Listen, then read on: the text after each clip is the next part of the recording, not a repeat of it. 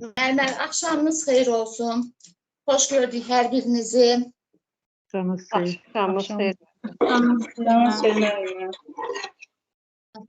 Bilirik ki, bugünkü dərsimiz ədədi ardıcıllıq, ədədi silsilə, həndəsi silsilə.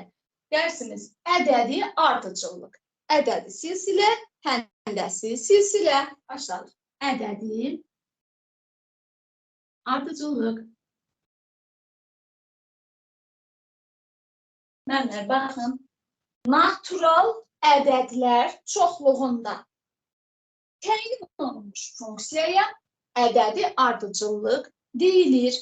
Biz də deyirəm, natural ədədlər çoxluğunda təyin olunmuş funksiyaya ədədi ardıcıllıq deyilir. Yəni, müəllimlər, baxın, hər hansı mən yazıram tək ədədlər ardıcıllığı. 1, 3, 5, 7 və s. Və yaxud da yazıram 3 artan ədədlər ardıcıllığı. 3, 6, 9, 12 və s. Bu da 3 artan ədədlər ardıcıllığıdır. Müəllimlər, baxın, bu ardıcıllığı əmələ gətirən ədədlər var. Onlara ardıcıllığın birinci həddi, ardıcıllığın ikinci həddi, ardıcıllığın üçüncü həddi və s. deyilir. Bu qaydada gedirik. Baxın, ardıcıllığın hədlərini hərflərlə, nömrələrini isə natural ədədlərlə göstəririk. Baxın, birincisini deyirəm A1, ikincisini deyirəm A2, üçüncüsünə deyirəm A3, dördüncüsünə deyirəm A4 və s. Bu şəkildə davam edirəm. İndi baxın, qayıdıram qaydaya. Natural ədədlər çoxluğunda təyin olunmuş funksiyaya ədədi ardıcıllıq deyilir. Yəni, müəllimlər, ardıcıllıq istənilən n üçün təyin olunmalıdır. Yəni, n natural ədədlər çoxluğuna daxil olmalıdır. Belə bir nümunə yazıram sizə.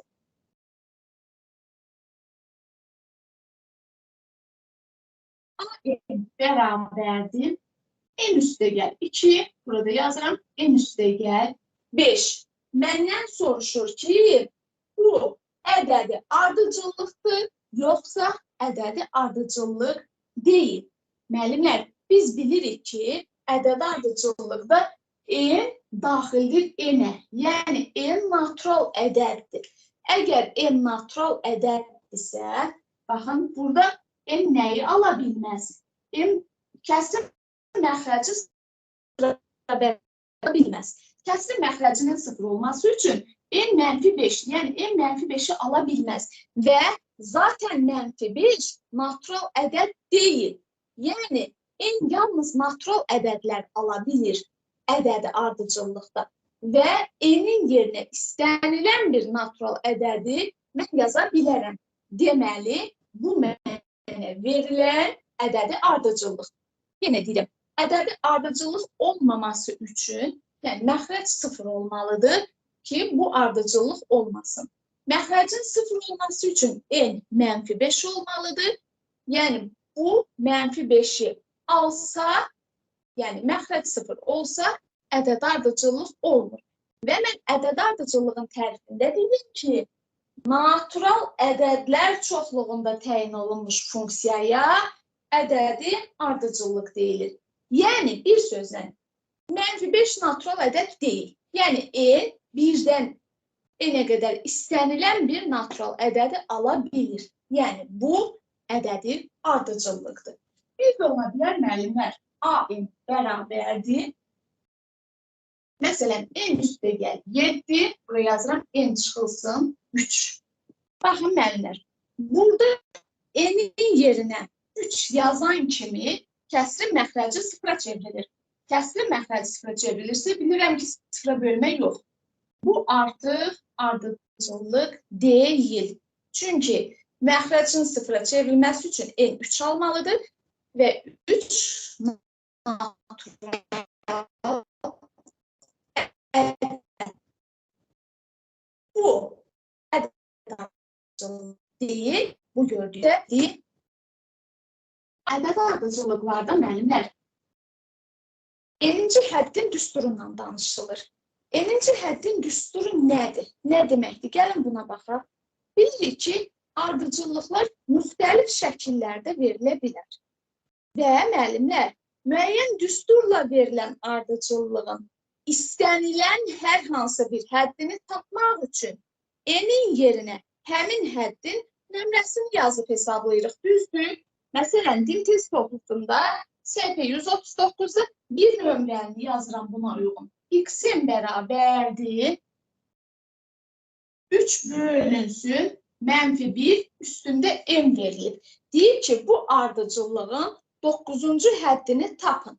N'in yerinə gətirib 9 yazıram. Burada N'in yerinə gətirib mən 9'u yazıram. 3 bölünsün -1 üstündə 9.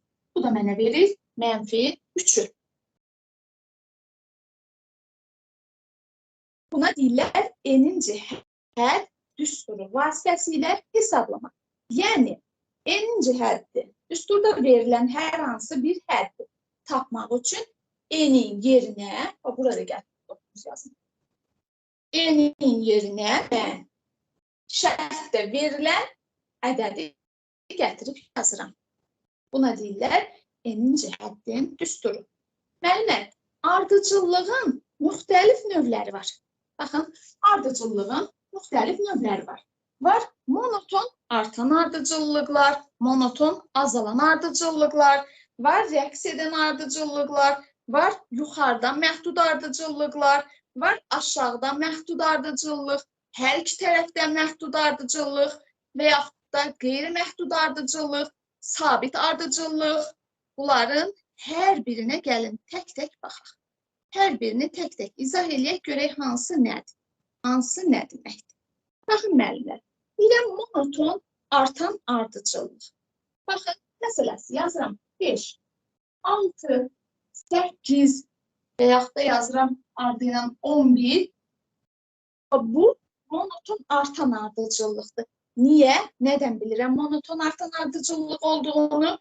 İkinciden başlayarak, bakın ikinciden başlayarak hər bir həddi özündən əvvəlki həddən böyük olan ardıcıllıq monoton artan ardıcıllıq. Bakın ikinciden başlayarak hər bir hədd özündən əvvəlki həddən böyükdür. 6 5'dən böyükdür, 8 6'dan böyükdür, 11 8'den böyükdür və s. Bu formada ardıcıllığa biz deyirik monoton artan ardıcıllıq. Müəllimlər, bu dəfə yazıram. Məsələn, 35, 33, 31, 29 və s. Yaza bilərəm də. Müəllimlər, ikinciden başlayarak hər bir həddi özündən əvvəlkindən kiçik olarsa, onda buna biz monoton azalan ardıcıllıq deyirik. Baxın, 33 35'den kiçikdir, 31 33'den kiçikdir, 29 31'den kiçikdir. Yəni ikinciden başlayaraq hər bir həddi özündən əvvəlkindən kiçikdir. Biz buna deyirik monoton azalan ardıcıllıq. Müəllimlər, sonra gəliniz rəqs edən ardıcıllıq. Rəqs edən ardıcıllıq nədir? Məsələn, baxın, 6, 4, 6, 4, 6, 4. Baxın, burada görürsünüz, nə artmır, nə də azalmır. Eyniləri təkrarlanır. Baxın, nə artmır, nə də azalmır. 6, 4, 6, 4 təkrarlana gedir. Belə ardıcıllığa deyirik, rəqs edən ardıcıllıq. Baxın, bu formada olana rəqs edən ardıcıllıq. Sonra dedik var sabit ardıcıllıq. Müəllimlər, sabit ardıcıllıq nədir? Baxın, yazıram 6, 6, 6. Eynisi təkrarlana gedir. Bax, bütün hədləri eynidir. Yəni, eyni hədd təkrarlanır. Buna deyirlər sabit ardıcıllıq. və yaxud da yazaram müəllimlər 2-də 1, 4-də 2, 8-də 4, 16-da 8. Baxın, bunların da hamısını ixtisar eləsəm 2-də 1 eləyir. Düzdürmü? Deməli, o zaman bu da sabit ardıcıllıqdır. Sonra dedik ki, var müəllimlər, yuxarıdan məhdud ardıcıllıq. Yuxarıdan məhdud ardıcıllıq nə? Baxın.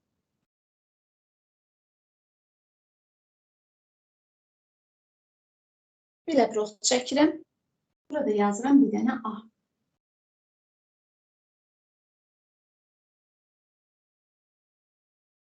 Burada yazıram hər hansı bir dənə A. Yəni, hər hansı bir ədəd. Ardıcıllığın bütün hədləri, bax, ardıcıllıqda verilən bütün hədlər hər hansı müəyyən A ədədindən kiçik olarsa, buna deyirlər yuxarıdan məhdud ardıcıllıq. Ardıcıllığın hədləri verilən hər hansı bir A ədədindən kiçikdir. A ədədindən kiçikdirsə, buna deyirik yuxarıdan məhdud ardıcıllıq. Sonra müəllimlər var, aşağıdan məhdud ardıcıllıq. Aşağıdan məhdud ardıcıllıqda isə tərsinə. Baxın, belə bir məsələn şey yazıram, çəkirəm. Burada da olsun hər hansı bir AN. Buna da yazacağım hər hansı bir AN. Bu dəfə deyirəm ki, ardıcıllığın bütün hədləri verilən hər hansı bir S ədədindən böyükdürsə, buna aşağıdan məhdud ardıcıllıq deyilir. Deməli, müəllimlər, verilən hədlər hər hansı bir A ədədindən kiçikdirsə, buna yuxarıdan məhdud. Verilən hədlər hər hansı bir S ədədindən böyükdürsə, buna aşağıdan məhdud ardıcıllıq deyirik. Müəllimlər, bir də var monoton ardıcıllıq. Monoton ardıcıllıq nədir? Baxın, hər iki tərəfdən məhdud olan ardıcıllıq. Hər iki tərəfdən məhdud olan ardıcıllığa biz deyirik məhdud ardıcıllıq. Bir də var qeyri-məhdud ardıcıllıq. Qeyri-məhdud ardıcıllıq, baxın, heç bir tərəfdən məhdud deyil. Heç bir tərəfdən məhdud deyilsə, buna deyirik qeyri-məhdud ardıcıllıq.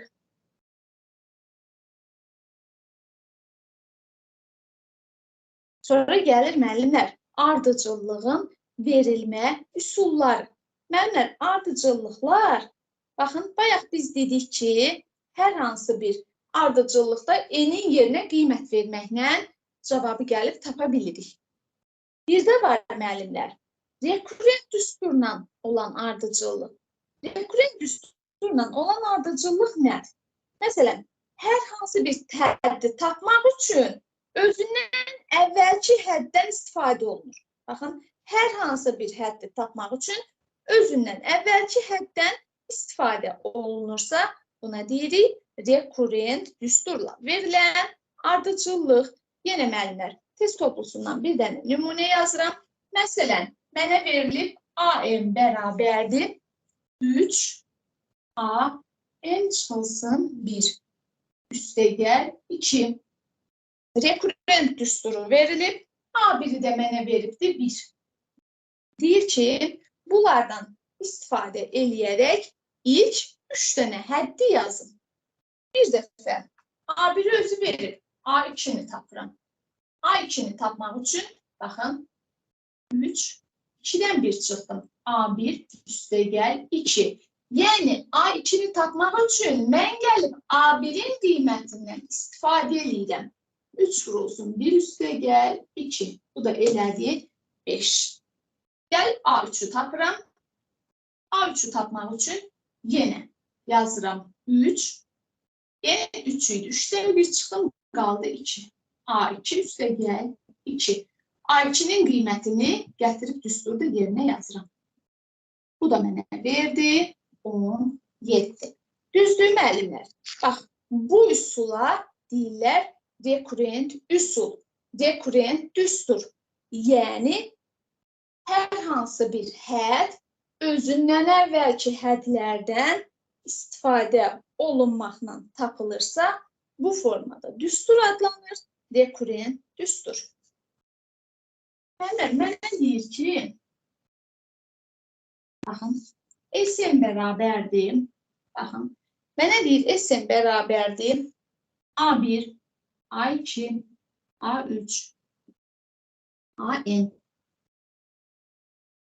Burada Sn A1-dən AN-ə qədər ədədlərin cəmidir.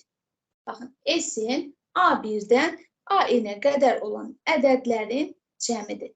Müəllimlər, mən buradan AN-i tapmaq istəyirəm.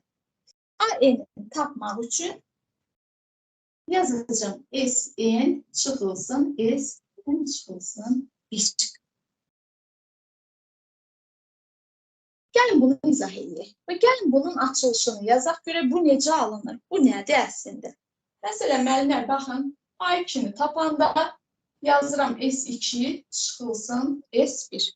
Düzdürmü? Baxın, bu yazdığımın sübutunu verirəm, yəni açılışını verirəm.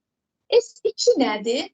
S2 A1 plus A2-nin cəmidir. Düzdürmü? Gətirib yerinə yazıram. A1 üstə gəl A2. Çıxılsın, S1 də A1. A1-lər islam oldu, getdi, qaldı A2. Baxın, A2 bərabər oldu A2-yə. Və yaxud da müəllimlər, və yaxud da yazıram A4 bərabərdir. S4 çıxılsın, S3. Yəni, bunu da bir dənə yoxlayaq. S4 nədir? A1 üstə gəl A2, üstə gəl A3, üstə gəl A4. Yəni, S4 A1-dən A4-ə qədər olan ədədlərin cəmidir. S3 nədir? S3 də A1-dən A3-ə qədər olan ədədlərin cəmidir. Gəlib yazdığımı sadələşdirsəm, A1, A2, A3-lər getdi. Yenə yerdə qaldı A4. Baxın, A4 bərabərdir A4. Deməli, həqiqətən yazdığım bu düstur doğrudur. Yəni, Sn düsturu vasitəsilə ardıcıllığın istənilən həddini tapmaq mümkündür.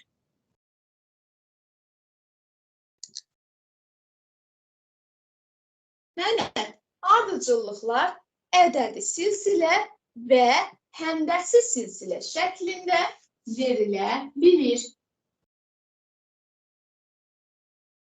Yəni, ardıcıllıqda 2 dənə ədəd silsilə var, bir də həndəsi silsilə var.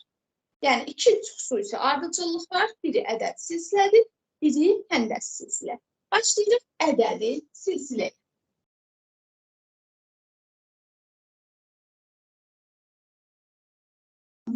Ədədi silsiləyə başlayırıq. Müəllimlər, ədədi silsilədə hədlər eyni qədər artır və yaxud da eyni qədər azalır. Baxın, bir də deyirəm. Ədədi silsilədə hədlər eyni qədər artır və yaxud da eyni qədər azalır.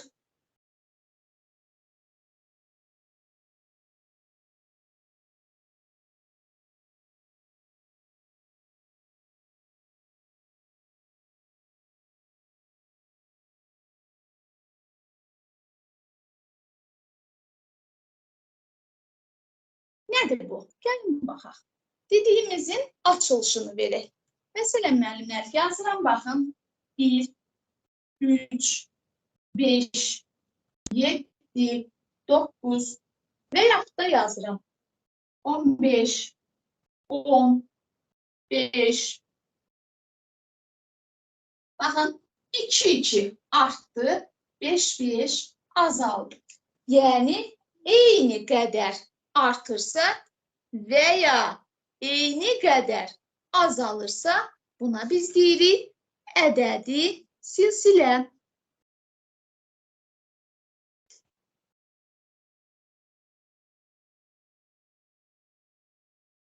Ədədi silsilədə müəllimlər rekurrent düsturlara aiddir. Niyə? Baxın, A-N bərabərdir A-N-1 üstəgəl D. Düzdür? Baxın, hər hansı həddi tapmaq üçün özündən əvvəlki həddən istifadə olunur. Və buna deyirlər rekurrent düstur. Bunu bayaq biz izah elədik. Deməli, ədədi silsilənin düsturu rekurrent düsturdur. Yəni, rekurrent qaydadır. Müəllimlər, ədədi silsilədə baxın, 1-dən sonra 3, 3-dən sonra 5, 5-dən sonra 7, 7-dən sonra 9 gəldi. Hər bir sonraki hədd 2 vahid arta-arta getdi, düzdür? Buna deyirlər ədədi silsilənin fərqi. Ədədi silsilənin fərqi D hərfi ilə işarə olunur. D-ni tapmaq üçün A2-dən A1-i çıxıram və yaxud da A3-dən A2-ni çıxıram. Bunu ümumiləşdirsək, D bərabər AN çıxılsın AN-1. Niyə müəllimlər? 3-dən 1 çıxdım, 2 qaldı. 5-dən 3 çıxdım, yenə 2 qaldı. 7-dən 5 çıxdım, yenə 2 qaldı.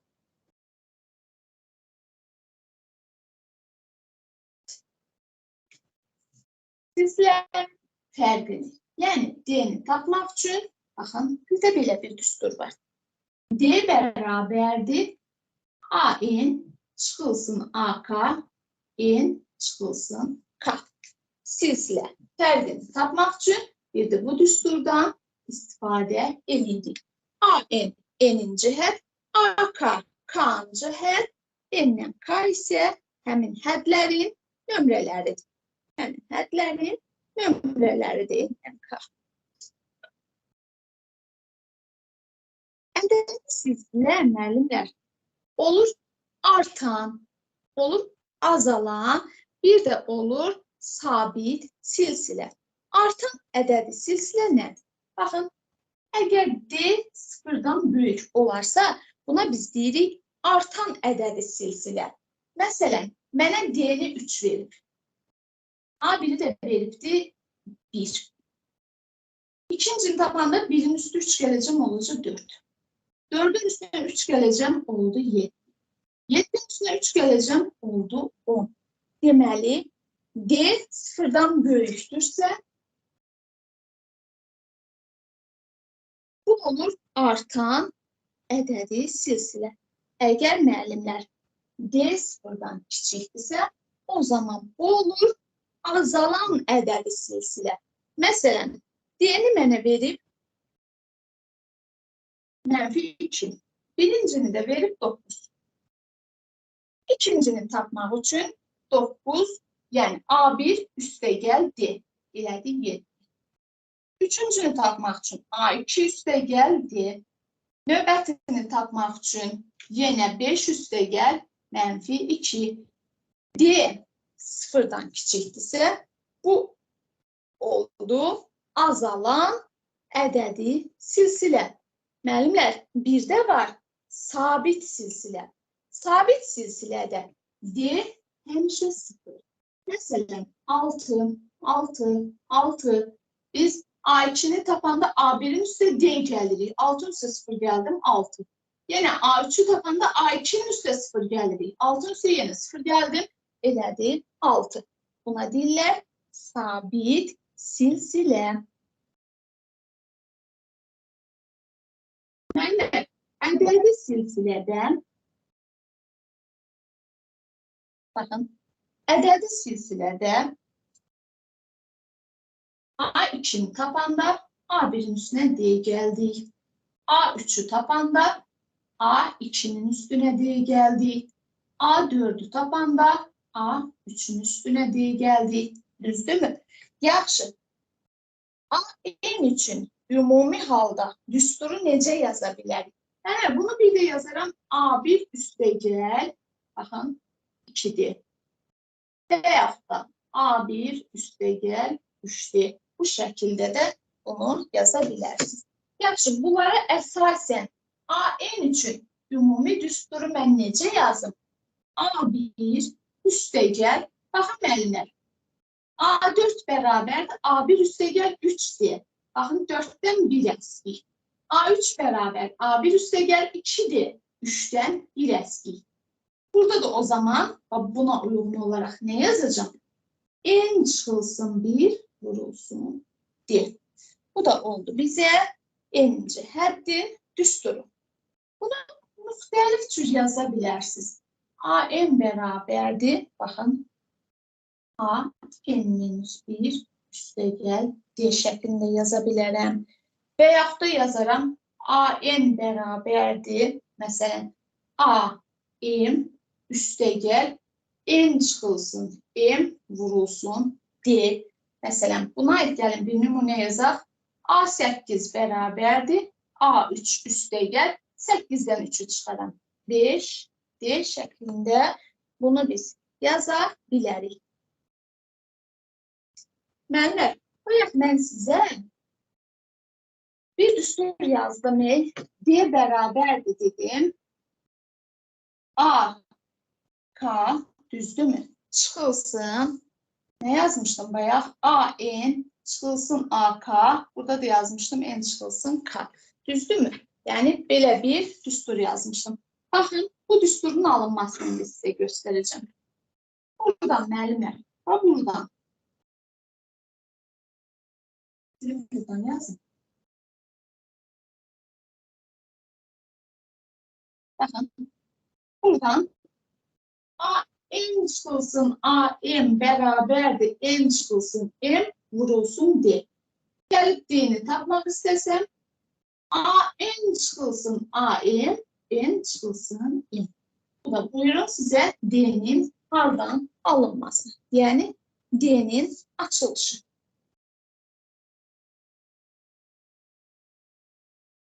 Müəllimlər, bir də biz bilirik ki, ədədi silsilədə hədlərin sayını tapırlar və yaxud da verilən hər hansı bir parçada, məsələn, müəyyən bir ədədə bölünən hədlərin sayını tapırlar.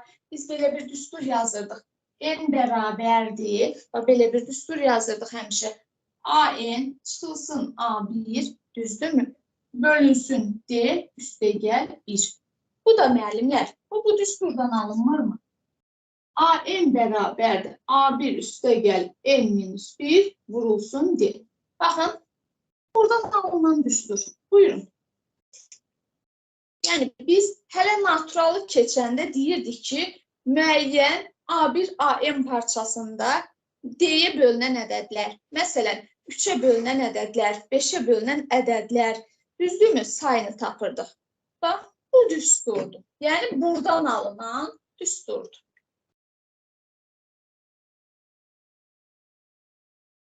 Gəl, buna aid bir dənə də nümunə yazaq. Yenə test toplusundan buna aid bir nümunə yazıram sizin üçün. Bilirsiniz ki, dərs izahımız günü test toplusunu işləyirik. Növbəti dərsdə isə MHM-ə baxırıq. Bölgün bitəndən sonra isə ümumi sınağa baxırıq. Bölmə bitəndən sonra ümumi sınaq işləyirik. Baxın, müəllimlər, mənə verilib tutalım ki, 4, 13 və gedir, deyir ki, bir də var 904. Burada ədədi silsilənin hədlərinin sayını tapın. Yəni, burada neçə dənə hədd var? Bayaq yazdığım düsturdan istifadə edəcəm. Birincisi 4-dür, sonuncusu 904-dür, düzdür. N-i tapmaq üçün düstur dedik. A-n çıxılsın A1, bölünsün 2, üstəgəl 1. Gəlin yerinə qoyaq.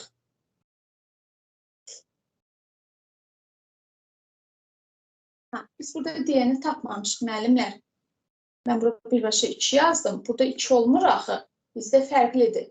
D-ni necə tapaq? D-ni tapanda ikinci həddən birinci həddi gəlib çıxırıq. 13-dən 4-ü çıxıram, burada oldu 9. Gəldim, yazdım 9. Baxın, bu 9 hardan alındı? Alınmasını göstərdim. İndi gətirib yazıram. 904 çıxılsın 4, bölünsün 9, üstəgəl 1. 900-ü böldüm 9-a 100. 100-ün üstünə 1 gəldim. Bu da mənə verdi 101. Müəllimlər, ədədi silsilədə ədədi orta qaydası var və mənim çox sevdiyim bir qaydadır. Gəlin ədəd orta qaydası nədir ona baxaq.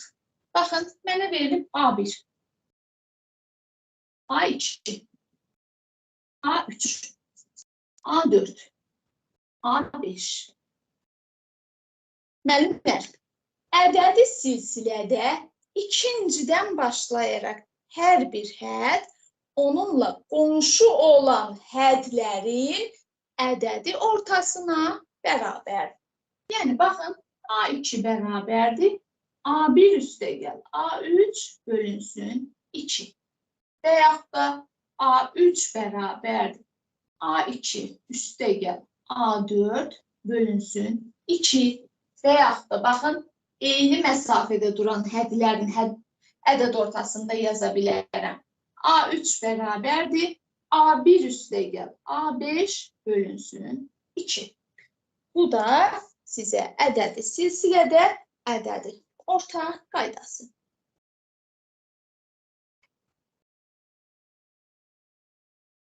Bura qədər müəllimlər, baxaq kimin nə başa düşmədiyi, nə soruşmaq istədiyi varsa bura qədər.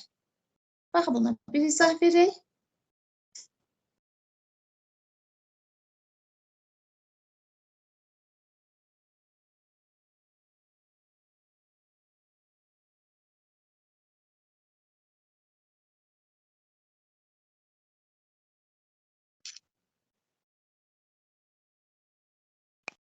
Ədədi silsilədə təşəkkür edirəm, var olasınız. En həddin cəmini, ilk en həddin cəmini baxaq görək necə hesablayırlar. Biz başdan yazdıq, əvvəldə ardıcıllığı izah edəndə dedik ki, S-in bərabərdir A1 üstəgəl A2 üstəgəl A3 və nəhayət üstəgəl AN. Düzdür, müəllimlər.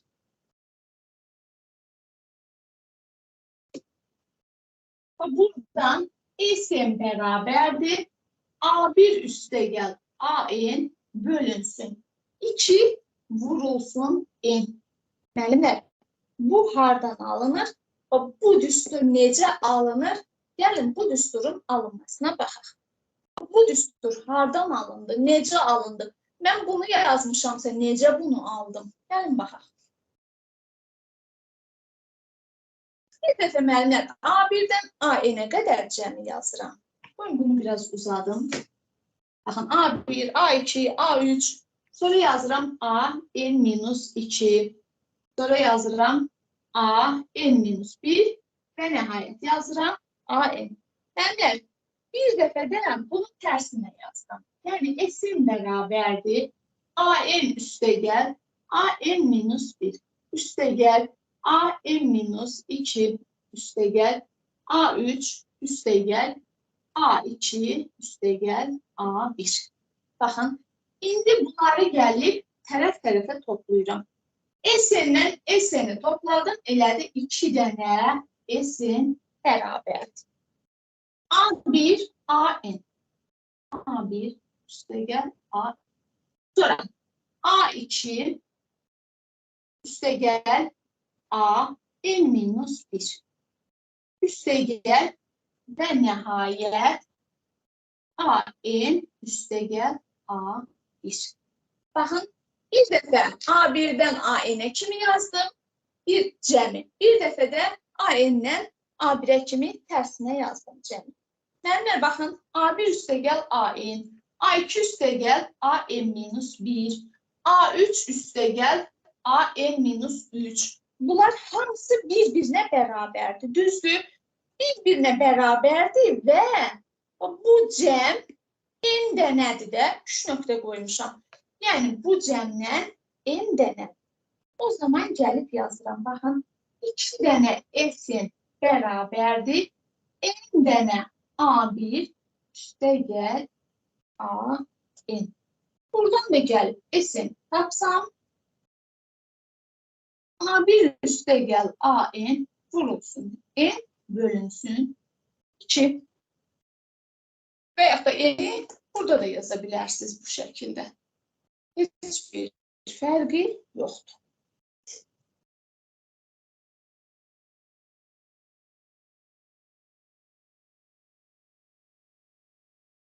Müəllimlər, baxaq bir dənə. Bura qədər, baxın, bura qədər. Yəni bu düsturun açılışına qədər. Bu düsturun açılışında.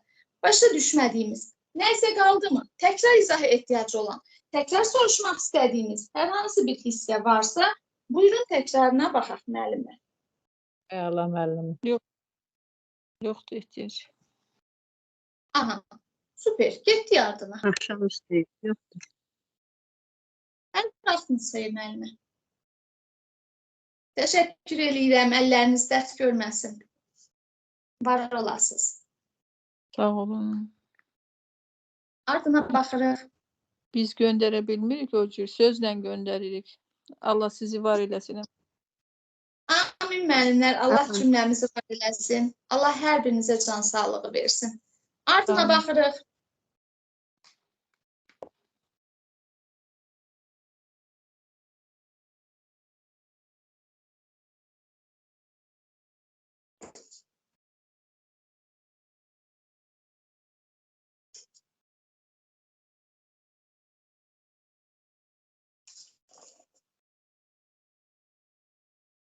Müəllimlər, gəlin biraz da həndəsi silsilədən danışaq. Biz ədədi silsilədə dedik ki, qədər artır və yaxud da qədər azalır. Həndəsi silsilə isə həndəsi silsilə isə dəfə ilə artır və yaxud da dəfə ilə azalır. Deməli, ədədi də qədər, həndəsi də dəfə. Məsələn, baxın, 2. Şimdi çevirərəm, məsələn, 6. 6-nı 3-ə vuraram, 18. 18-i 3-ə vuraram, 54. Baxın, 3 dəfə artdı, 3 dəfə artdı, 3 dəfə artdı. Düzdür? Buna deyirlər həndəsi silsilə. İndi gəlin bu yazdığımıza əsasən bunu düstura çevirək. Görək həndəsi silsilənin düsturu necə alınır. Ardıcıllığın ikinci həddindən başlayaraq hər bir hədd özündən əvvəlki həddlə eyni bir ədədin hasilinə bərabər olarsa, belə ardıcıllıq, həndəsi, ardıcıllıq və yaxud da həndəsi silsilə. Baxın, hər bir hədd özündən əvvəlki hədlə eyni bir ədədin hasilinə. Yəni 6 2 ilə 3-ün hasilinə bərabərdir. 18 6 ilə 3-ün hasilinə bərabərdir. 54 18 ilə 3-ün hasilinə bərabərdir. Özündən əvvəlki hər bir hədlə eyni ədədin hasilinə bərabər olarsa, buna biz deyirik həndəsi silsilə, yəni həndəsi ardıcıllıq. Müəllimlər, həndəsi silsilədə, baxın, 2-ni 3-ə vurdum, 6-nı 3-ə vurdum və həmin ədədə deyirlər Q. Yəni, həndəsi silsilənin vuruğu. Əgər həndəsi silsilədə birinci həddi B1, ikinci həddi B2, üçüncü həddi B3 və s. yazsaq, o zaman BN bərabərdir, B1 vurulsun, Q üstü E minus 1 və yaxud da BN bərabərdir, B2 Q üstü N çıxılsın, 2 BN bərabərdir, BN minus 1 vurulsun, Q. Bu düsturların hər birindən istifadə eləyə bilərsiniz. Deməli, müəllimlər, biz silsilə vuruğunu tapanda, Q-nu tapanda B2-ni B1-ə bölə bilərik. B3-ü B2-yə bölə bilərik. Bu şəkildə davam edə bilərik. Həndəsi silsilə də müəllimlər artıb azalan ola bilir. Lakin görün, nə vaxt həndəsi silsilə artandı, nə vaxt azalandı, gəlin baxaq. Müəllimlər, əgər Q birdən böyük olarsa, eyni zamanda B1 də sıfırdan böyük olarsa, buna deyirik biz artan həndəsi silsilə. Əgər Q, baxın, birdən böyük. B1 birdən kiçik olarsa, biz buna azalan həndəsi silsilə deyirik. Əgər Q 0 ilə 1-in arasında olarsa, bu şərtlər daxilində müəllimlər topluda sizin qarşınıza suallar çıxacaq. B1 böyükdür 0. Q 0 ilə 1-in arasında olarsa, yenə biz buna deyirik azalan həndəsi silsilə. Əgər müəllimlər Q ümumiyyətlə 0-dan kiçikdirsə, bu nə artan, nə də azalan həndəsi silsilə deyil. Bunu da yadımızda saxlayırıq. Həndəsi silsilədə müəllimlər, həndəsi ortadan danışılır. Biz ədədi silsilədə ədədi ortadan danışdıq, həndəsi silsilədə isə həndəsi ortadan danışa bilərik. Baxın müəllimlər, verdik B1, B2, B3, B4, B5 məsələn. B3'ü tapmaq üçün qonşu hədləri kök altda hasilinə baxırıq. Və yaxud da eyni məsafədə duran hədlərin həndəsi ortasına baxırıq. Buna da deyirlər həndəsi silsilədə həndəsi orta. Yəni müəllimlər, misal üstündə məsələn buna baxaq. Yaxşı, test toplusundan nümunə izah edərik. Bunu test toplusundan izah edərik. Həndəsi silsilədə də, bax, ədədi silsilədə necə n həddin cəmi var idisə, həndəsi silsilədə də n həddin cəmi var. Həndəsi silsilədə n həddin cəmini gəlin yazaq.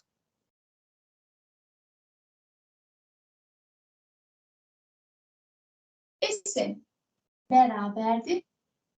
B1 vurulsun. Q üstü n-1 bölünsün. Q çıxılsın. Bir düsturu müəllimlər. Həndəsi silsilənin tapılması üçün düstur.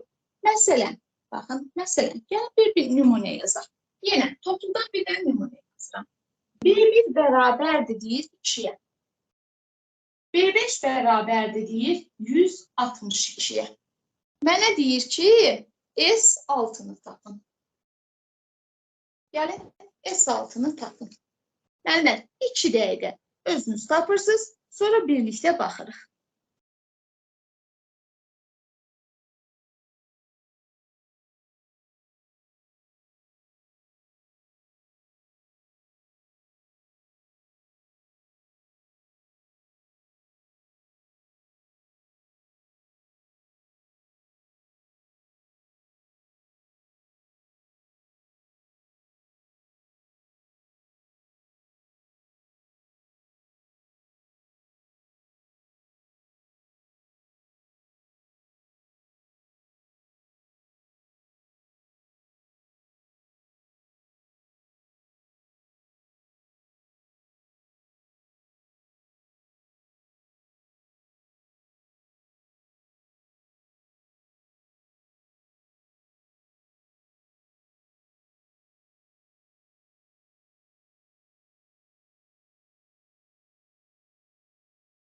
Gəlin baxaq, müəllimlər.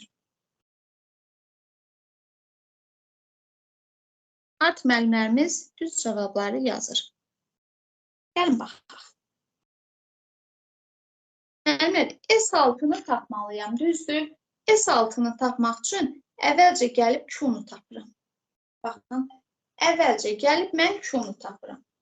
B5 bərabərdir B1, Q üstü 4 düsturundan Q-nu tapacağım. Q üstü 4 bərabər B5 bölünsün B1, yəni 162 bölünsün 2, bu elədir 81. Q üstü 4-ümüz 81-dirsə, Q-muz olacaq müsbət mənfi 3.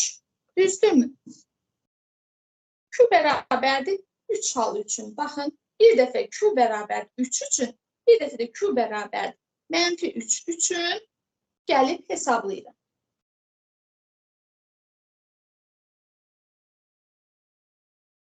Bəzən bir dənə xırda şəkildə yazım ki, sığsın. B1 bərabər idi 2-yə, B5 də bərabər idi 162-yə. Düzdürmü? Mənə də deyirdi ki, gəl S6-nı hesabla. Müəllimlər, B-ni bilirəm, B1-i bilirəm. B5'i bilirəm, Q-nu bilirəm. Artıq hesablamağa nə var ki? SN bərabərdir. Baxın, SN bərabər B1 vurulsun, Q üstü M minus 1 bölünsün, Q minus 1. Bayaq sildim lövhədən. Düsturunda yerinə qoyub hesablayıram. B1, yəni 2 vurulsun. Q üstü E minus 1.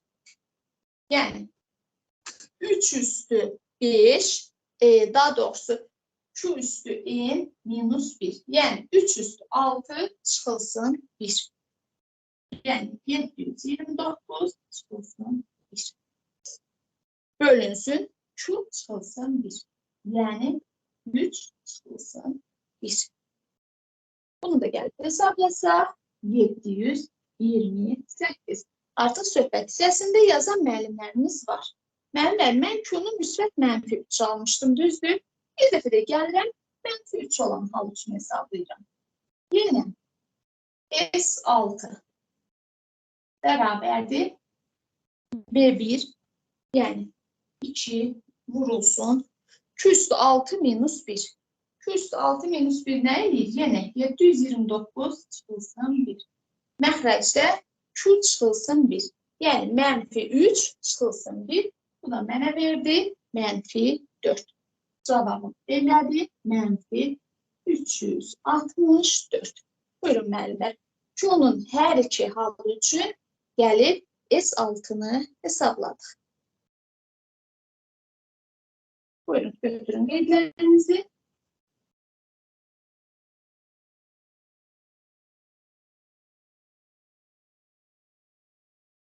Müəllimlər, SN-də, yəni həndəsi silsilədə SN-dən əlavə bir də sonsuz azalan həndəsi silsilə üçün, yəni sonsuz həndəsi silsilənin cəmi üçündə düstur var. Gəlin həmin düsturu yazaq. S bərabərdir B1 bölünsün, 1 çıxılsın Q. Buna bir nümunəyə baxaq, müəllimlər. Tutalım ki, mənə verir ki, 3 bucaq hər hansı bir, baxın. Bu 3 bucağın deyir, tərəfinin uzunluğu 6-ya bərabər, yəni 6 santimetrdir. Sonra deyir ki, bunun tərəflərinin ortasını birləşdirməklə növbəti ikinci bir 3 bucaq çəkdilər. Sonra bunun tərəflərinin ortasını birləşdirməklə növbəti bir 3 bucaq çəkdilər. Bu qayda ilə sonsuz sayda 3 bucaqlar alındı. Deyir ki, bu sonsuz sayda olan 3 bucaqların perimetrlərinin cəmini gəlib tapın. Baxın, perimetrlər cəmini gəlib tapın. Mənim birinci 3 bucağın perimetri bərabər tərəfli 3 bucaqda altını vurucum 3 eləyəcək 18. İkinci 3 bucağın perimetri artıq tərəf bunun yarısıdır. Yəni 3'dür. 3'ü vuracağım. 3'e eləyəcək 9. Üçüncü 3 bucağın sahəsinin perimetrini tapanda 9'u 2'ye böləcəm. Yəni hər dəfə perimetrlər azala gedir. Düzdür? Bunun birincisine yazsam mən B1, ikincisine yazsam B2, üçüncüsüne yazsam B3. Bu mənə verəcək sonsuz azalan həndəsi silsiləni. Yəni bu düsturdan istifadə eləməklə S, yəni bütün 3 bucaqların perimetrləri cəmini mən tapmış olacağım. Yəni mən nə edirəm? Baxın, S bərabərdir. B1 elə P birimisi 18 bölünsün, 1 çıxılsın, Q-nu tapmalıyam. Q ikincini birinciyə bölməklə. Yəni 9'u 18'e bölürəm. Bu da mənə verir 2'də 1. Yazdım, aldım 36. Deməli, sonsuz şəkildə azala gedən bu 3 bucaqların perimetrlərinin cəmi 36'ya bərabərdir.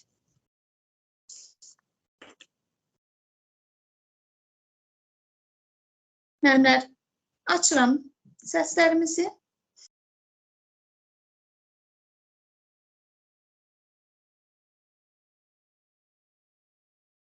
Baxaq görək.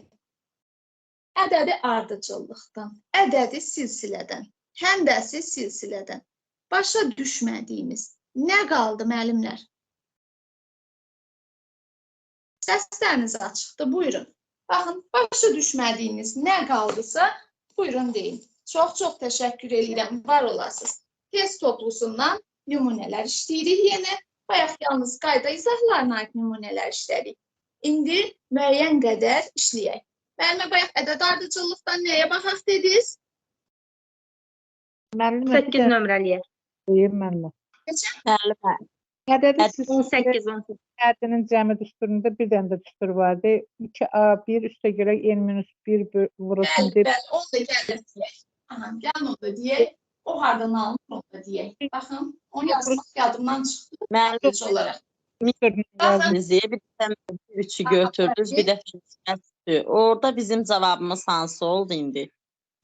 ESN-i tapanda. Şəxsin aslı olaraq nə desək ki, Q böyükdür 0 halı üçün hesabla birincini götürəcəksiniz, Q kiçikdir 0 halı üçün hesabla desək ikincini götürəcəksiniz. Əgər şərt verməsə, hər ikisini götürəcəksiniz. Müəllimlər, baxın, ədədi silsilədə A1 üstə gəl AN bölünsün 2 vurulsun N var. Düzdür müəllimlər? Xahiş edirəm, hamımız qulaq asaq. Baxın, S düsturumuz var. Buradan müəllimlər AN bərabərdir. A1 üstə gəl N-1 vurulsun D. Düzdür? Gətirib AN üçün olan düsturumu burada yazsam, S bərabərdir. A1 və A1 nə ilə? 2A1 üstə gəl N-1 vurulsun D. Bölünsün 2 vurulsun N. Bu da ədəd silsilənin düsturudur. Bunu dərs zaxında demək yadımdan çıxdı. Yəni, bunun açılışıdır. Müəllimlər, buradakı AN-i açıb yerinə qoyuram.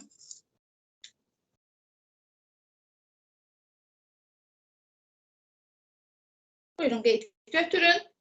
Müəllimə, səhifə 139-dakı 8-ə baxın. Bəli, müəllimə. 18. 18. Tamam. 17, 17, 18, 19. Tamam, müəllimə bax.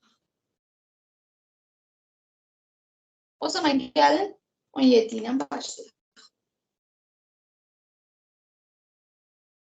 17. H bərabərdir. N faktorial bölünsün 3. Düsturu ilə verilən ardıcıllığın 4-cü həddini tapın. Müəllimlər, A4 bərabərdir. Baxın, ümumiyyətlə AN bərabərdir. HN bölünsün HN-1. Yəni, H4 bölünsün, H4'dən 1 çıxanda H3. Yəni, bu düsturda bir dəfə yerinə 4 qoyub hesablayırıq, bir dəfə 3 qoyub. Məsələn, H4'ü tapsam, 4 faktorial bölünsün 3. H3'ü tapsam, 3 faktorial bölünsün 3. H4'ü H3'e bölsəm, bölmək üçün tərsinə vurdum. 4 faktorialın əvəzinə gəlib yazıram. 4 vurulsun 3 faktorial. Məxrəc isə 3 faktorial. 3 faktoriallar getdi. Bizə yerdə qaldı. Bir dənə 4. Cavabımız D variantı. Buyurun. Qeyd götürün. Sonra 18'ə baxaq. Səhifə 139'da 18'ə baxırıq. Müəllimənin sualına.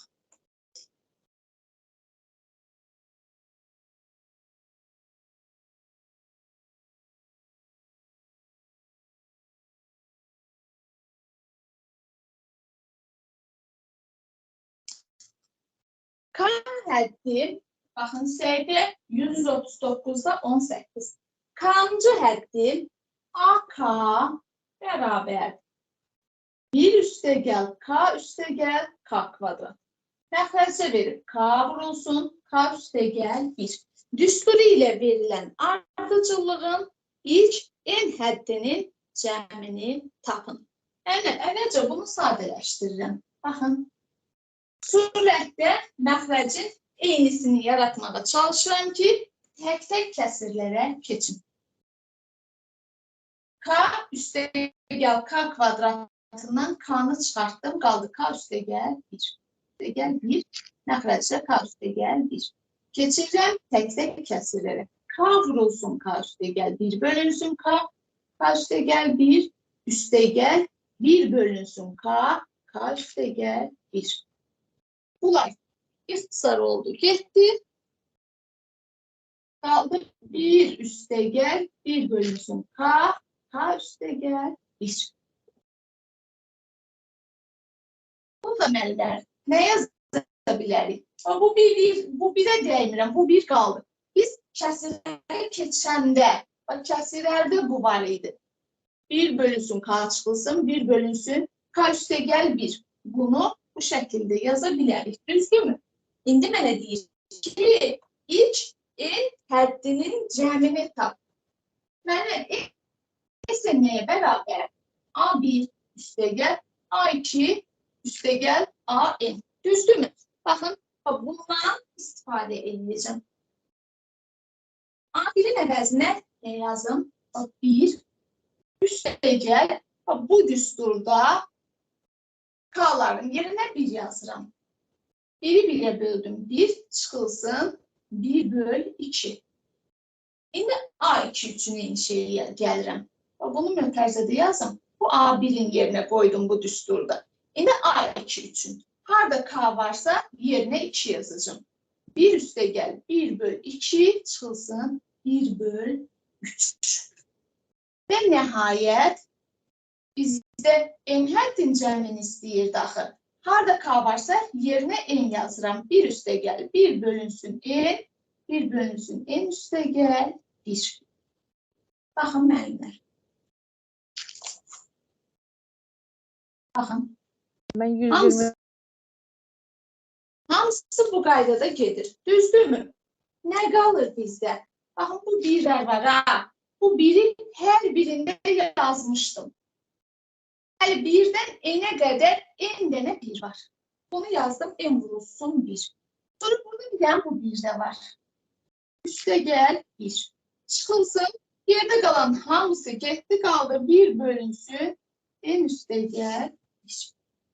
Bunu da gəlib ortaq məxrəcə gətirsək, n üstəgəl 1-də n kvadratı üstəgəl n üstəgəl 1 çıxılsın 1.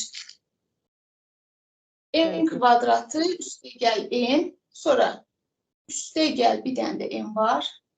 Üstəgəl 1 çıxılsın 1. Müsbət mənfi 1'lər getdi.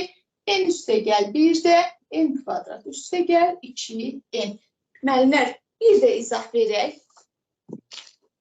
Əvvəlcə mənə verilən kəsiri sadələşdirdim.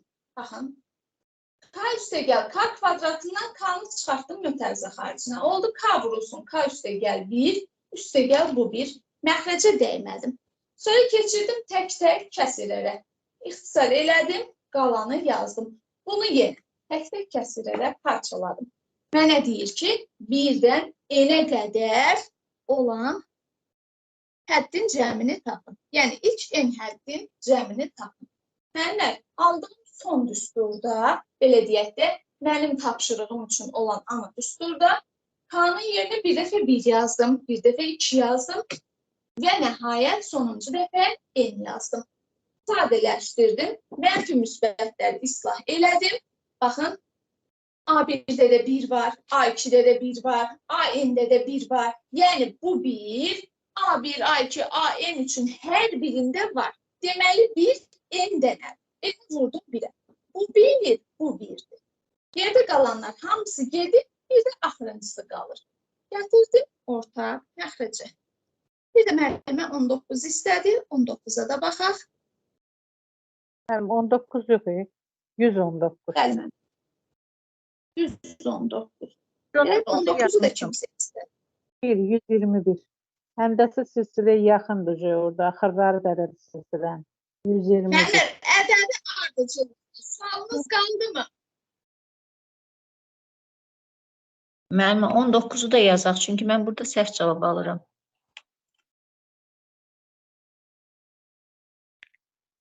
Baxaq, mənə baxaq. Deyirəm, bax, mənə nədir? 19. 19 istədim. Baxın, belə.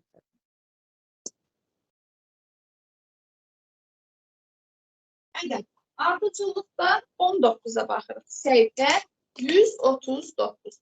Ardıcıllığın ilk en həddinin cəmi üçün S-n bərabərdir. S-n çıxılsın 1. Üstəgəl 3 vurulsun 2 üstündə. N kvadratı çıxılsın 10. N üstəgəl 27. Şərt verib n böyükdür 1-dən. Bir də deyir 192-dən kiçik hədlərin sayını tapın. Müəllimlər, n bərabər idi, S-n çıxılsın, S-n minus 1. Düzdürmü? Bunu keçirsəm bu tərəfə, bunu alacağım sol tərəfdə. Bunun da əvəzinə yazıram gəlir, n bərabərdir. 3 vurulsun, 2 üstü n kvadrat çıxılsın, 10 n üstəgəl 27. Mənə deyir ki, 192-dən kiçik olan hədlərin sayını tapın. Yəni, 3 vurulsun, 2 üstü n kvadratı çıxılsın 10 n üstəgəl 27. Kiçikdir 192. Mən bunu sadələşdirsək, yəni 1 və 192-ni 3-ə bölürəm. Eləyir 2 üstü 6. Əsaslar, yaxşı yazaq. 2 üstü n kvadrat çıxılsın 10 n üstəgəl 27 kiçikdir. 192-ni böldüm 3-ə, 2 üstü 6. Əsaslar eynidirsə, üstlərdə bərabərdir. Yəni n kvadrat çıxılsın 10 n üstəgəl 27 kiçikdir 6. Nə alınır? Köklərin cəmi 10-dur, hasili 27. 3 ilə 7. Düzdürmü? Bəli. Aralıqda olan, bu aralıqda olan hədlərin 4, 3 5, ilə 7-nin arasında 5, 6. Baxın, mənə bu aralıqda olan hədlərin sayını istəyir. 3 ilə 7-nin arasında var 4, 5, 6. Neçə dənədir? 3 dənə. A variantı. Məhəmməd, ədədi ardıcıllıqda başqa var mı?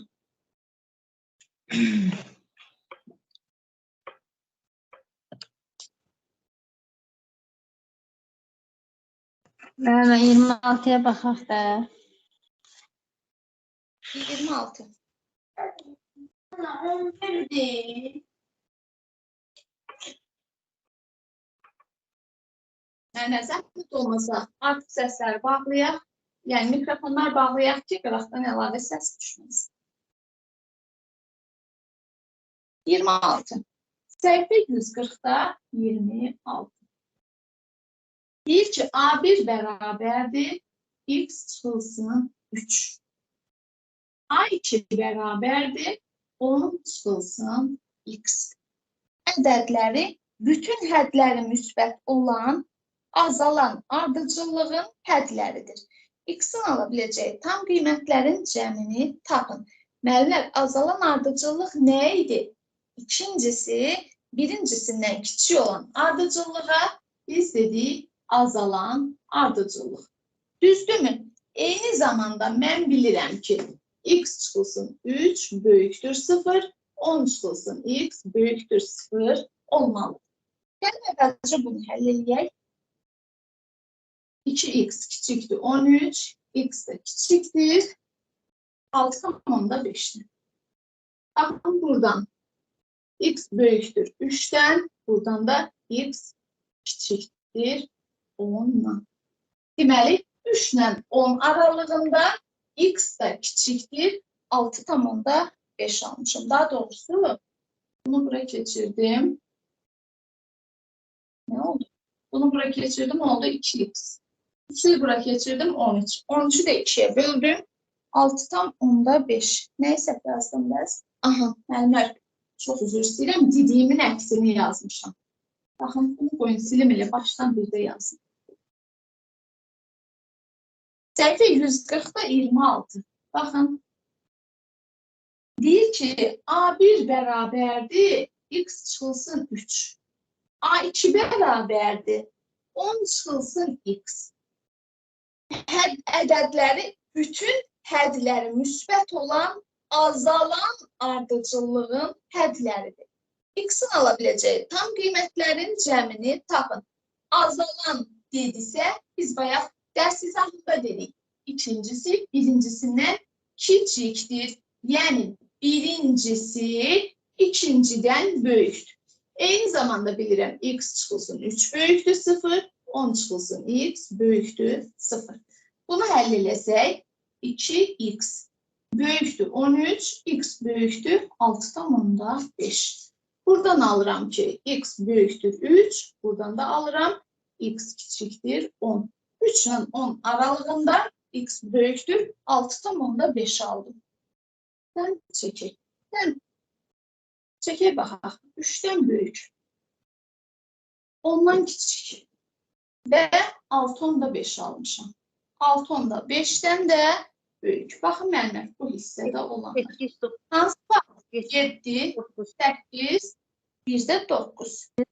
Mənə nə deyir? Bunların cəmini tap.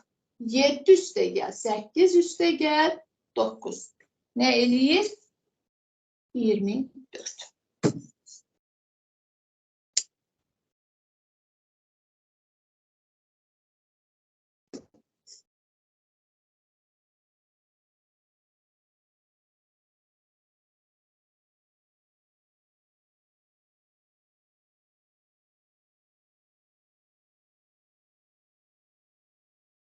Buyurun, qeydi götürün.